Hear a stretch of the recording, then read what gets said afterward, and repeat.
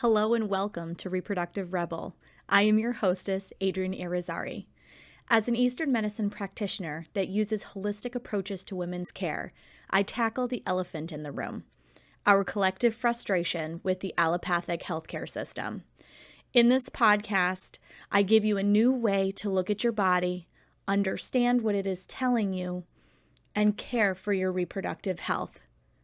Welcome to this journey. I'm so glad you're here.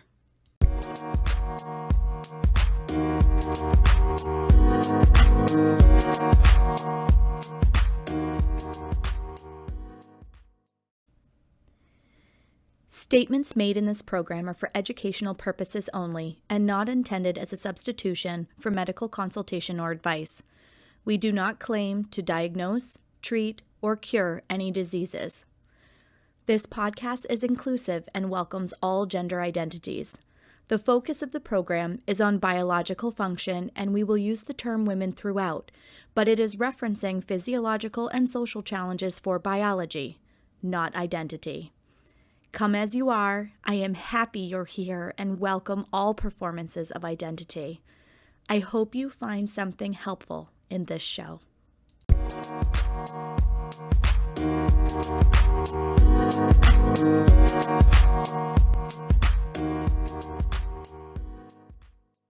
Authentic pieces of my heart that I feel are so darn important when talking about the subject. So bear with me if I cry a little bit of the way through this, because this is a hard one for me, but I feel like it is important to talk about it in all of its real, vulnerable, and often messy, to receive everything that I have to say. And I fully hold you in my heart. I don't feel that way because this is an episode that I don't think I could have recorded a year ago, but I think is incredibly important to record now. So here we go. I think it is very symbolic, and I don't know if it was chosen that way on purpose. I actually do not know too much about the origins, I'll be very honest, about Pregnancy Loss and Remembrance Day, but I find it very fitting that it falls in October, because October is squarely in the middle of the fall season, where we are releasing, and the trees are mirroring that energy in our bodies, where we are releasing what no longer serves us. We are preparing for that hibernation period that helps prepare us for all of the energy of the spring and summer months. And this is a particularly important time of year for a lot of healing to take place. And I think it's very fitting that Pregnancy Loss and Remembrance Day happens during this time frame, because whether your loss is in October, like mine, or you are acknowledging the day because of your own personal experience, October seems very symbolic to me. So I am recording this on the anniversary of losing my daughter. Those are hard words to get out of my mouth. So a year ago today, I was 10 weeks pregnant and woke up to clots. And as somebody who has, at the time that I had my miscarriage, I knew I was having a girl, which made it all that much more real for me. Previous miscarriages had always happened before 7 weeks.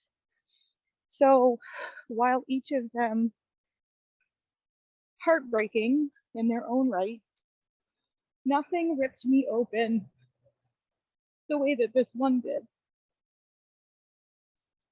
because I held my daughter in my hands, and it's probably one of the hardest things I've ever had to do.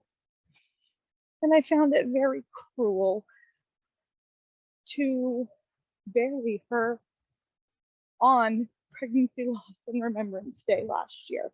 So,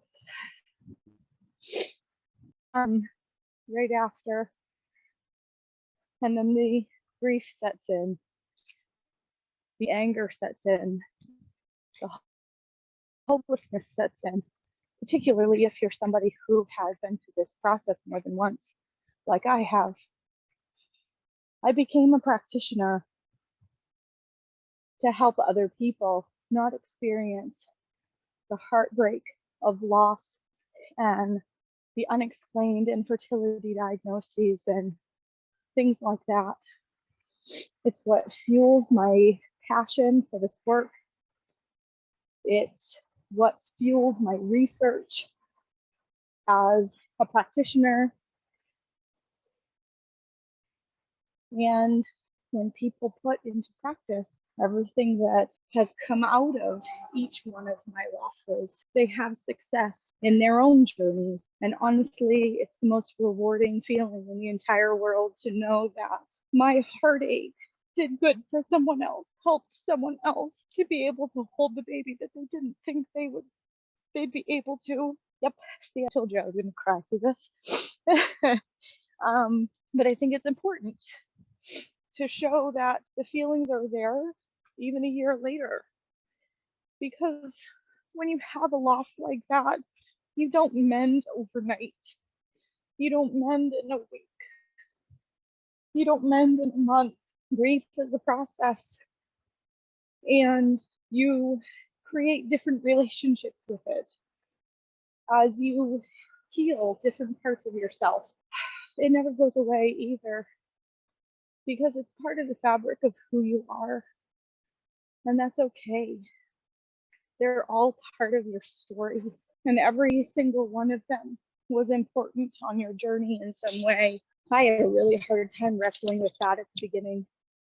A really hard time with it. Oh, I was so angry after having a healthy pregnancy with an absolutely magical little girl who is, at the time of this recording, 11 years old and turning into the most incredible young woman that I am so proud to call her my daughter.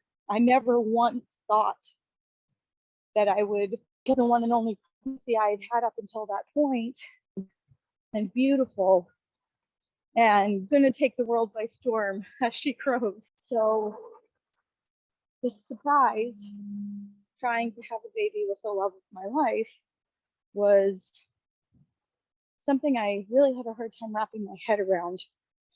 And after our first 3 losses, I went through the entire intervention. Due to the experience with the doctor that I had gone to see, I didn't feel like it was in alignment with myself and my priorities at that point.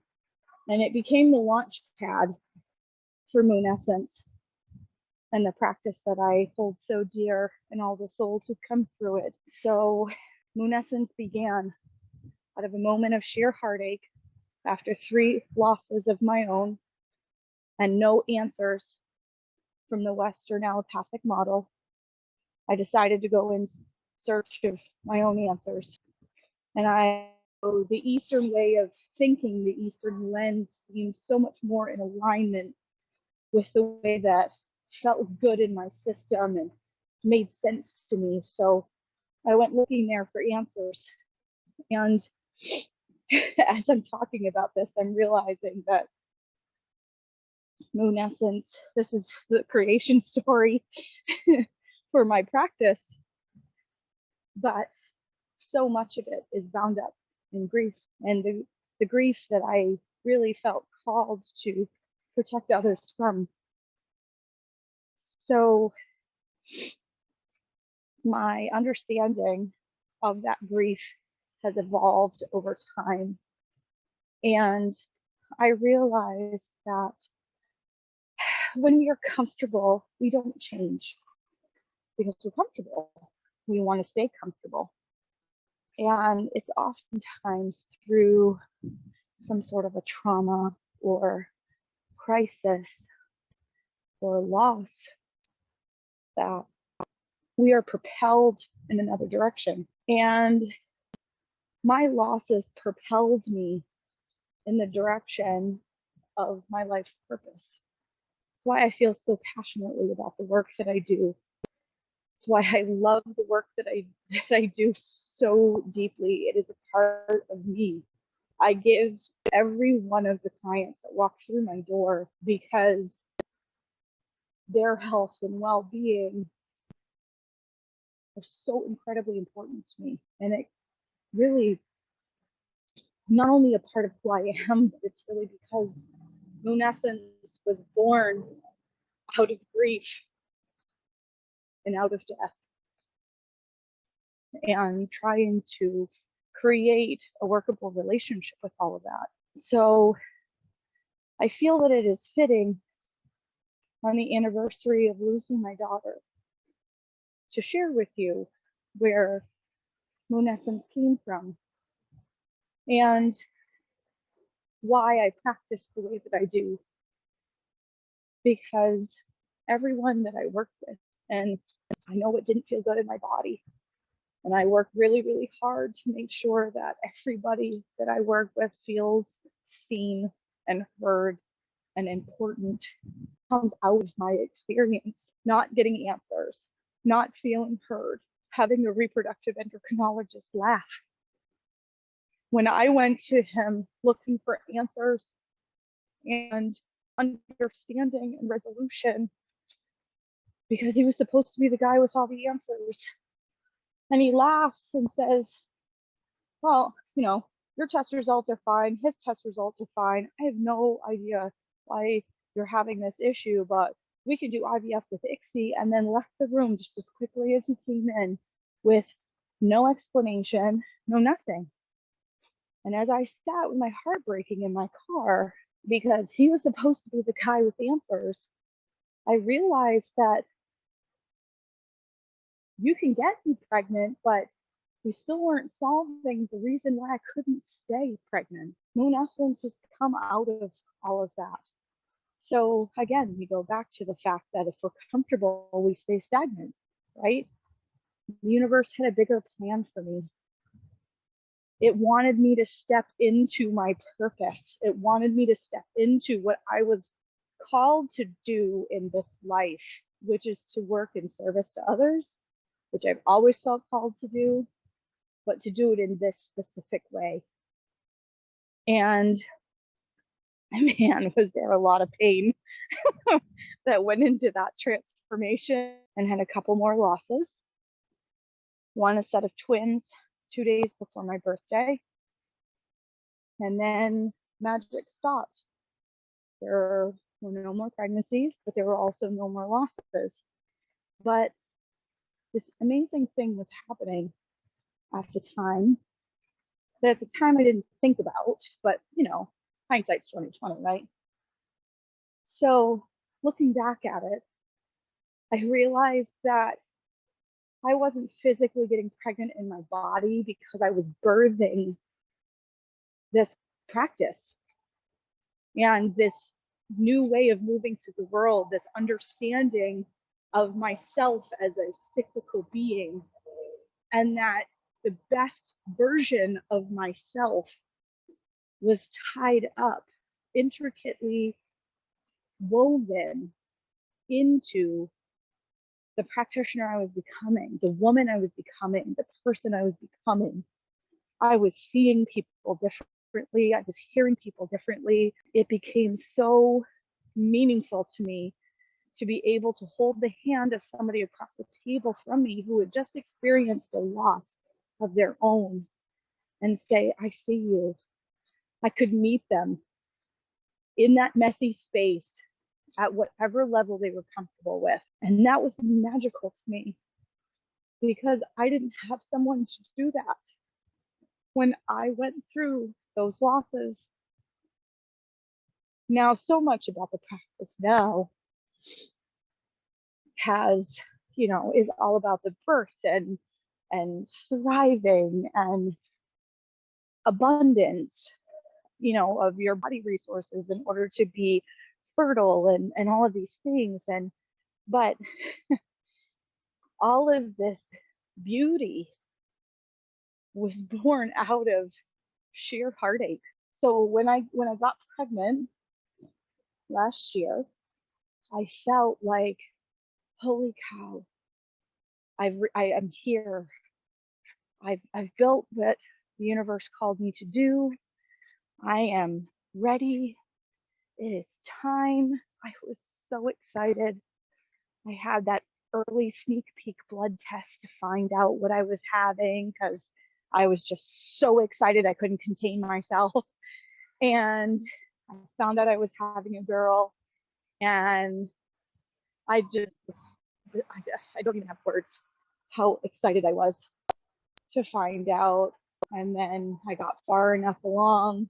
We got past that scary 7-week mark because, when you've been through a process like this, you work it up in your head. You're like, oh, if I can just get past this benchmark, or, oh, what happened? What if, right? You got all these what ifs.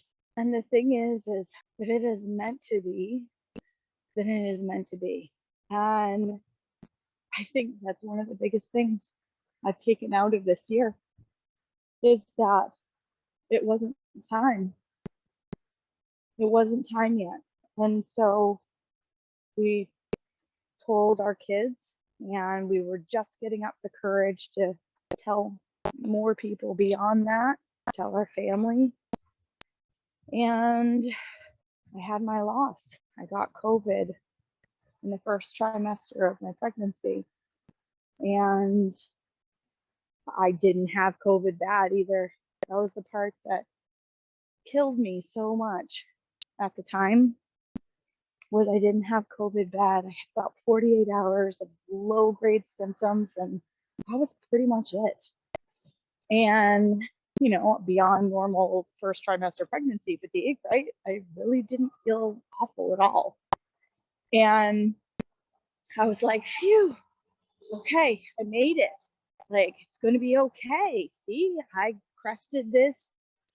I kicked it. No big deal. We're going to be great. And then I woke up the morning of the 14th of October, 2021, to clots. And I felt myself rip open. I listened to a podcast not that long ago that the hostess described that ripping open process. And she has such an eloquent way with words that over again. And man, was it an ugly cry. But I realized in listening to her story about her own loss at 14 weeks to this miracle baby that she had been given, which is exactly how I felt about my own, was that she was right. That when we get comfortable and we get complacent, we don't move. And the gift that my daughter gave me was the nudge that I needed to move lunescence further into the future and the direction that I still was being called to go in. But I didn't see it at the time because grief, it's ugly and it sneaks up on you when you least expect it. And as you're passing through all of the different phases of grief, you are angry and you are bitter and you are depressed and you cry, and there's so many layers to the experience. And then I started numb, and I felt like I just didn't even have the energy to speak. And then I got angry. I've done so much work. I've worked so hard to learn what I need to learn, to fix what I need to fix in my body, to step into my calling in my life. And for what? I still can't have this baby. I felt like a failure. I felt like an imposter. I felt like a fraud. And then as all of that process continued to unwind and unfold, I realized that this is so much bigger than me. It's so much bigger than me. Who am I to think that I can fix this for myself? I can get my body in right relationship. I can make sure that I'm living in a cyclical way, in a mindful way, in a health-focused way. I can manage my stress. I can manage my diet. I can manage my weight. All of these things I can be proactive about. I can be mindful of.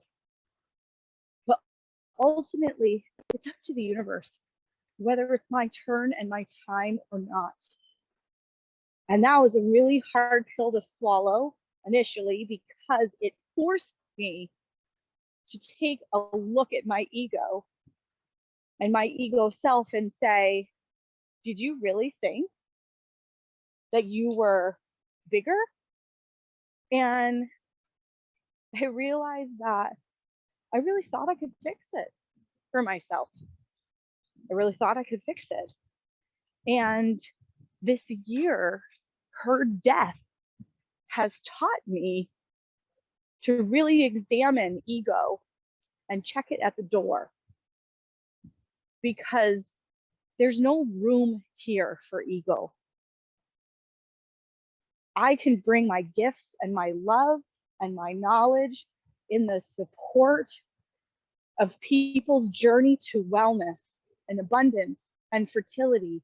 And then it is up to them to take those tools and use it for whatever their goals are in their life, whether that's fertility, whether that's preventing fertility, whether that's not feeling so miserable going through perimenopause, not living with chronic infections, but whatever it is, I'm here to be the teacher, the educator, the cheerleader, to help them along their journeys so that they can go after whatever their hearts desire.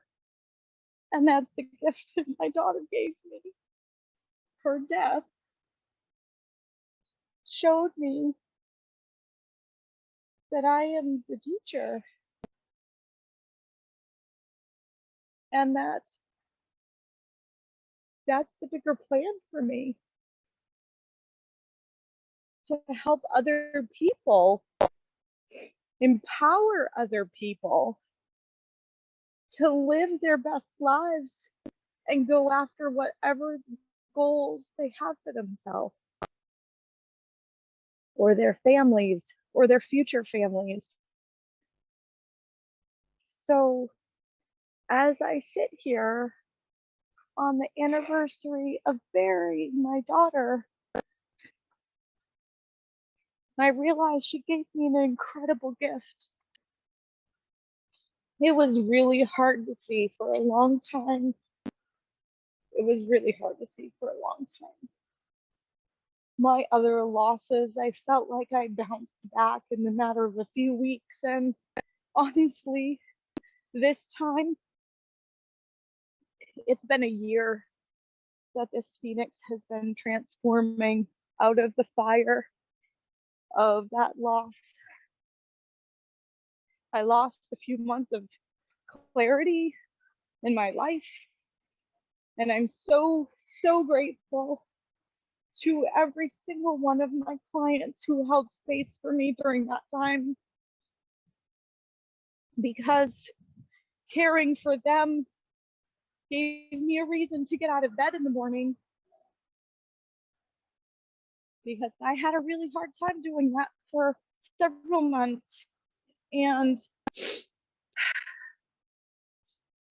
as I'm walking, I'm looking at the tree that I laid her to rest under and realize that it's so much bigger than me. And I thank her for being the catalyst to bring me to this new place. So, any of you who are listening who've had a loss like this, I invite you to think about the meaning, not the why did this happen to me, not the of course this isn't going to happen for me, none of that victim talk, because so many women experience loss and suffer in silence. They don't talk about it. We don't have safe spaces to talk about it. We don't share that we have this common thread of pregnancy loss. And it's a taboo in our culture that we need to just get rid of, because it happens. It happens for a lot of reasons. It happens because we have pollutants in our air, we have crap in the soil, we have diminished integrity in farming practices, we spray crap on our crops, we have EMF and other types of technology that screw with the way our bodies move through the world. Like, there are so many things that our bodies are bombarded with on a daily basis that are just creating more and more hurdles in this fertility process.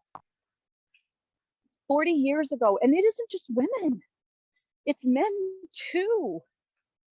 And yes, I'm talking about assigned at birth because of the process that we're talking about, but I mean, average sperm counts used to be 150 million. And now men are barely making it beyond that 20 million threshold in their semen analysis. The average right now, the last data that I looked at, was 30 million. 20 million is the threshold to be considered fertile in a semen analysis for sperm. Like, our container is not helping us, men and women both. Women should not be the ones that bear the brunt of why fertility isn't working. We are all suffering with fertility challenges of one kind or another. And those numbers are going up all the time. So you are not alone. I see you. And God knows my heart goes out to you for loss or losses. And I am so incredibly sorry that you've had that experience, because it is painful. And grief sneaks up on you in the middle of the grocery store while you're trying to pick out avocados and figure out which ones are not going to go bad in one day. And then all of a sudden, this wave hits you and just about knocks you over, and you're in a public place and you don't want to cry in the store. Like, this is real. And so many of us experience it. So I am sharing the story of my practice and the story of my losses and the story of my heartache, because it's important. It is important that we realize that we're not alone in this, and that if we have not personally experienced a loss, we know someone who has. And that healing process is hard and it is painful. And at the same time, if you can allow the gifts in, it can be really beautiful, because every single one of my losses taught me how to be a better practitioner, how to hold space in a more meaningful way, how to move out of living in an ego space into a heart-centered space, how to take all the knowledge that I amassed to help myself and help other people, and realize that my gift in all of this by my daughter. So if you are someone who has experienced loss like this, think about the changes that came after that loss. Did it encourage you to change jobs? Did it encourage you to reduce your hours at work so that you had more space to care for your body in a more meaningful way? Did it act as a catalyst to move you in another direction? And maybe one that feels more heart-centered or soul-filling now than it did at the time that it happened. So you are not alone. And I wanted to share this on Pregnancy Loss and Remembrance Day, because you are not alone. I see you. I'm here for you. And I hope, my hope with all of my heart is that the grief and the fear of another loss end up transformed in some way as you think about all of the things that came after, the gifts that came after, the life-changing things that came after. Because as I think back over the course of my 7 losses, I realized every single one of them changed how I moved through the world in some way. The first one encouraged me to change job roles. The second one moved me completely out of corporate America into working for myself so that I could take better care of my body. I couldn't have done that without the support of my incredible spouse. But he believed in me. And I did freelance work for a while. And my third loss moved me towards reproductive technologies, which is what what they typically do for a process, that type of thing.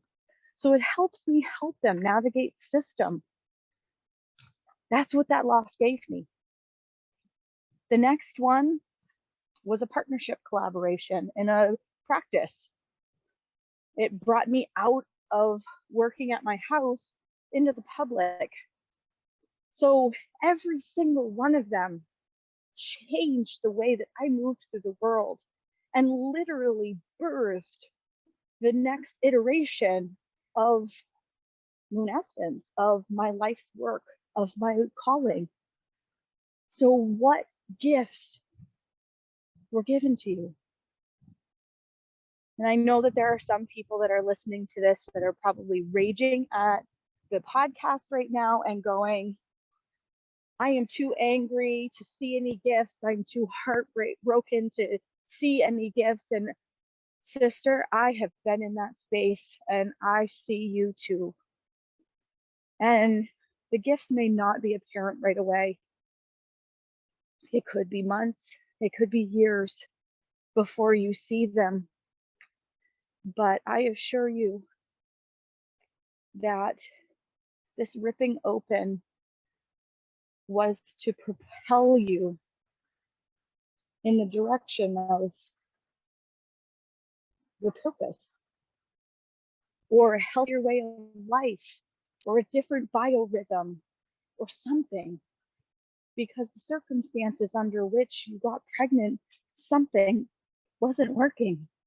So, in closing, I just want to tell you all that I appreciate you holding space for me as I share this heartbreaking story of mine. And I hope, my deepest hope from my heart, is that it helps at least one person to feel like they're not alone, that they're not an island navigating this crap by themselves, like their grief and their anger and their sadness and their fear during their first trimester, or maybe even also the second trimester of their next pregnancy, doesn't paralyze them, because these are all very real. I see them every day in my practice and I experience them myself. So I invite you, when you're ready, to see the gifts that you've been given through this process, to make your heart open and ready for either another attempt or the future that pregnancy opens for you. So much love to you all.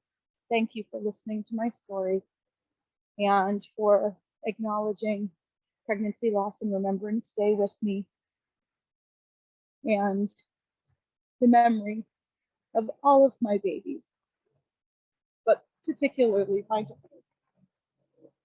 Thank you.